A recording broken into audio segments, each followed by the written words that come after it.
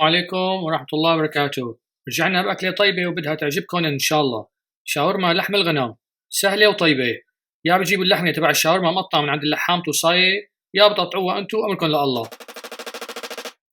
شايفين شلون هي اللحمة مثل ما أرجيتكم إياها شلون سويتها.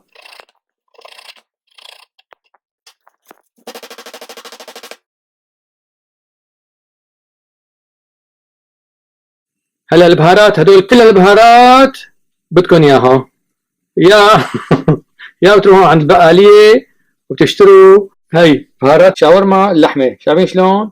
هي واحدة بتشتروها من السوق فيها كل هالبهارات هذول، حطيت لكم اياهم. عدوا على اصابعكم.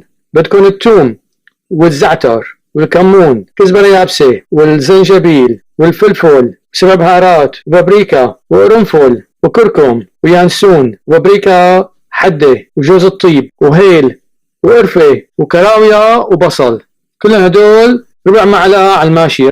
بسم الله الرحمن الرحيم. هلا بنخلط المكونات. بدنا 3 معالق كبيرة لبن، ومعلقتين كبار بهارات شاورما، وبدنا عصير ليمونة، وبدنا معلقة كبيرة طحينة، ومعلقة كبيرة صوص الصويا، ومعلقة كبيرة دبس رمان، و3 معالق كبار زيت، ومعلقة كبيرة ملح، ومعلقة صغيرة فلفل، ومعلقة كبيرة خل، ومعلقة كبيرة بهارات المكسيكية طاجين اسمها حامض ليمون المغربي، قسمته شرحات صغيرة، ومعلقة كبيرة كاتشب.